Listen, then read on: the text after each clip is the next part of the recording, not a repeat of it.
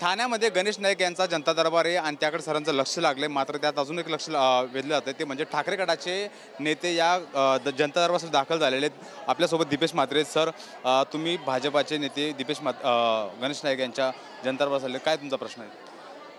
शासनाचे पालकमंत्री, शासनाचे मंत्री म्हणून आज आम्ही त्यांच्याकडे अपेक्षेने आलेलो आहे। गेल्या 2 आठवड्यापासून 65 इमारतींचा जो अनधिकृत इमारतींचा जो विषय आहे तो अतिशय गंभीर बनलेला आहे। आज नागरिकांना रस्त्यावर येण्याची वेळ आलेली आहे। जवळजवळ 2,500 ते 3,000 परिवार आज डोंबिवलीतील रस्त्यावर येण्याची वेळ आलेली आहे। ज्या नेत्यांकडे आम्हाला शक्य होईल त्या नेत्यांकडे जाऊन आम्ही न्याय मागायची प्रयत्न करतोय। म्हणून आज गणेश नाईक साहेबांचा जनता दरबार होता। या जनता दरबारमध्ये आम्ही देखील आलेलो आहे आणि गणेश नाईक साहेबांकडनं या 65 इमारतीतले जे नागरिक आहेत त्यांना न्याय मिळवण्यासाठी आम्ही इथे आलेलो आहे। तुम्ही गणेश नाईक साहेबांना निवेदन दिलं, तुम्हाला वाटतं का तुमचा जो प्रश्न आहे तो त्यांच्याकडून मार्गी लागला जाईल? आत्ताच गणेश नाईक साहेबांनी आम्हाला आश्वस्त केलेलं आहे की ते मुख्यमंत्र्यांशी आणि नगरविकास मंत्र्यांशी देखील बोलणार आहेत आणि या विषयावर कसा तोडगा काढता येईल। आणि आमची मागणी जी होती ती रिलीफ पेटिशनची होती की कोर्टात रिलीफ पेटिशन दाखल करून या लोकांना न्याय मिळावा।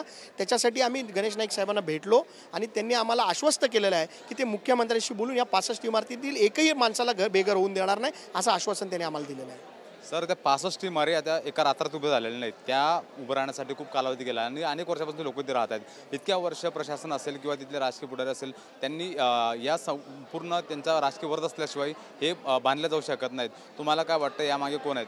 2 महिन्याआधी या सगळ्या महाराष्ट्रामध्ये विधानसभेच्या निवडणुका झाल्या। ज्यांनी विधानसभेला आमची मतं घेतली ना तेच आमच्याकडे आज दुर्लक्ष करतायत। नागरिक त्यांच्या कार्यालयात जातात भेटायला, पण ते लोक भेटत नाही। माझं एवढंच म्हणणं आहे की ज्या लोकांनी आपल्याला मतदान केलं आहे त्याची थोडीशी आपल्याला लाज बाळगली पाहिजे।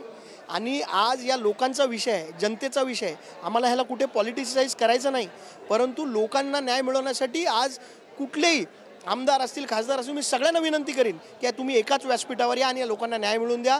कारण हे जे बोगस कागदपत्र बनवणारे आहेत ह्यांना राजकीय वर्ध असल्याशिवाय एवढी मोठी बोगस कागदपत्रांची रॅली करू शकत नाही। म्हणून पोलीस प्रशासन आणि जे अधिकारी याच्यात इन्व्हॉल्व आहेत त्यांच्या सगळ्यांवर कारवाई करायची विनंती गणेश नाईक साहेबांना आम्ही केलेली आहे। याच्या मागे नेमके कोणते राजकीय पक्ष किंवा कुठले राजकीय व्यक्ती यांच्या मागे थेट उत्तर द्याल? नाही, मी आज पक्षाचं कुठलं नाव घेणार नाही, पण मी स्थानिक पदाधिकारी एवढं तुम्हाला सांगितलेलं आहे आणि त्यांच्यामुळेच ह्या इमारती उभ्या राहिल्या आणि आज तेच या इमारतींकडे दुर्लक्ष करतायत, या नागरिकांकडे दुर्लक्ष करतायत असं आम्हाला वाटतं।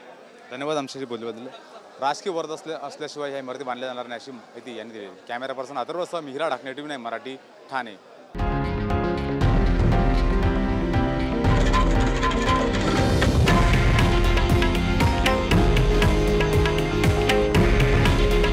हे आहे देशातील नंबर 1 न्यूज नेटवर्क आणि आपण पाहत आहात TV9 मराठी। काळजी तुमची, हित महाराष्ट्राचं।